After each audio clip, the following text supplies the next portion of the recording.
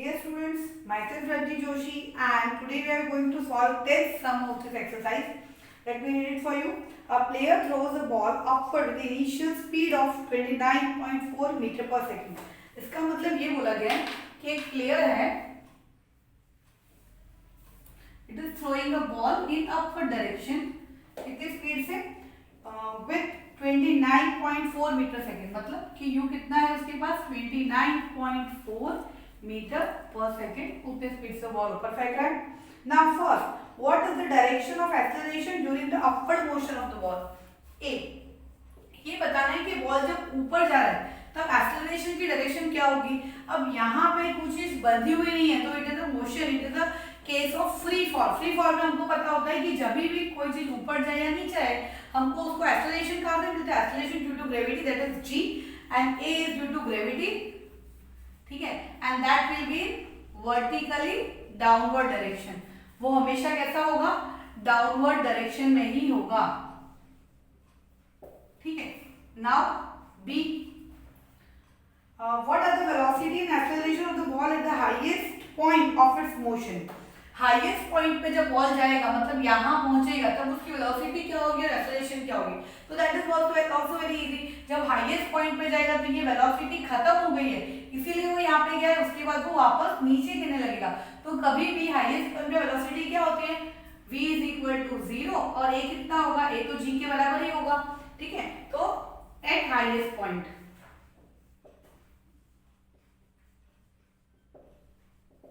ठीक है. Now see में ये पूछा है choose the x is equal to 0 meter and t is equal to 0 meter to be the location and the time of the ball at its highest point vertically downward direction to be positive of x-axis.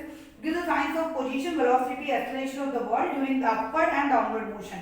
अब यहाँ पे देखिए ऐसा बोला गया है कि इस पॉइंट को x is equal to 0, t is equal to 0 लीजिए और डाउन वाले मोशन को पॉजिटिव लीजिए. तो इस टाइम पे दोनों मोशन देखने हैं कि बॉल जब ऊपर जाएगा तब क्या होगा और नीचे आएगा तब क्या होगा. तो अपवर्ड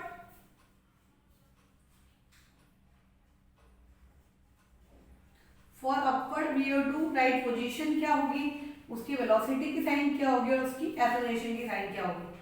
डाउनवर्ड जाएगा तब पोजीशन क्या होगी, वेलोसिटी क्या होगी और एक्सेलरेशन क्या होगी. देखो पोजीशन हमेशा पॉजिटिव होगी क्योंकि हमेशा दोनों साइड पे क्या होगा, उसका जो पाथ है मतलब 0 पॉइंट अगर ऊपर से कंसीडर किया है तो वो नीचे को जाएगा. ठीक है, पोजीशन हमेशा बढ़ेगी, पोजीशन क्या होगी, हमेशा बढ़ेगी. इसलिए पोजीशन दोनों साइड में कैसे होगी, it will be positive. Velocity के लिए देखो जब वो अपर जाएगा, जब वो ऊपर जाएगा तो वेलोसिटी क्या होती जाएगी, कम होती जाएगी. और इसीलिए तो यहाँ पे पहुंचने के बाद एक पॉइंट के बाद वेलोसिटी 0 हो जाती है. ठीक है, तो वेलोसिटी अपर डायरेक्शन में क्या होगी, नेगेटिव. नीचे आएगा तो वेलोसिटी पॉजिटिव. ए दोनों के लिए क्या होगा, पॉजिटिव, क्योंकि एक्सेलरेशन दोनों साइड लगेगा, वो चाहे ऊपर जाए या नीचे आए. एक्सेलरेशन ड्यू टू ग्रेविटी दोनों साइड लगेगा, जिसको हम a इज इक्वल टू जी भी बोल सकते हैं, यहाँ पे a इज इक्वल टू जी बोल सकते हैं. तो इसीलिए हमने इस तरह हमने अपवर्ड और डाउनवर्ड मोशन दोनों के लिए हम देख सकते हैं कि सबकी जो क्या साइन होगी, पोजीशन की, वेलोसिटी की और एक्सेलरेशन की. Now D is what, to what height does the ball rises and after how long does the ball return to the player's hand. अब यहाँ पे बता रहे कि कितनी हाइट की इनिशियल वेलोसिटी दे रखे, कितनी हाइट तक जाएगा. तो हमने देखा कि अगर हम लेते हैं कितनी हाइट, हमेशा जब भी मैक्सिमम हाइट की बात करते हैं तो हमारे पास v इज इक्वल टू 0 होता है, u यहाँ पे दिया है, g इज इक्वल टू लेते हैं -9.8 मीटर पर सेकेंड स्क्वायर. ठीक है, दैट इज a. तो we have all this quantities so we can solve कि भाई मैक्सिमम हाइट कितनी, मैक्सिमम हाइट पे जाएगा वो, कौन सा फॉर्मूला लगेगा यहाँ पे. ठीक है, you can get it, v square minus u square is equal to 2as s is maximum height. So we can write down s is equal to v square minus u square upon 2a. v is equal to 0 है, u कितना है 29.4 whole square और a कितना है -9.8.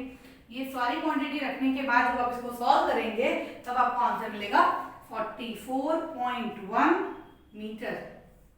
इतनी maximum height होगी जब वो ऊपर जाएगा तब. ठीक है, तो दिस वे ऑफ सॉल्व. अब कितना टाइम लगेगा, टोटल टाइम कितना लगेगा उसको, तो टाइम ढूंढना है आपको. तो तो टाइम के लिए आप कौन सा इक्वेशन यूज कर सकते हो? अगर v है, u है, a है, तो टाइम के लिए बहुत simple equation, that is equation number 1, v is equal to u plus at and t is equal to, इसको यहाँ भेजेंगे माइनस में, ये मल्टीप्लाई में तो डिवाइड में, तो ये इक्वेशन बन जाएगा v minus u upon a and t is equal to v is 0, u is 29.4 and a is 9.8 और आपको t कितना मिल जाएगा? t आप इसको जब सॉल्व करोगे तो माइनस माइनस प्लस हो जाएगा और इसको डिवाइड करोगे तो आपको एग्जैक्टली मिल जाएगा 3 सेकेंड। ठीक है, तो आपको जो दो क्वांटिटी ढूंढने को बोली थी वो दोनों आपने यहाँ पे ढूंढ लिए, तो यहाँ पे d इज इक्वल टू लिख सकते हैं, मैक्सिमम हाइट कितनी मिली आपको? 44.1 मीटर और आपको टाइम पीरियड मिला 3 सेकेंड। मतलब मैक्सिमम हाइट पे कितनी हाइट पे हो जाएगा और कितना टाइम वो लेगा ऊपर जाने में। ठीक है, this some is very easy. 4 sections are there and we have completed the 4 section. Write it down and then we will move on to the next question, that is 3.11.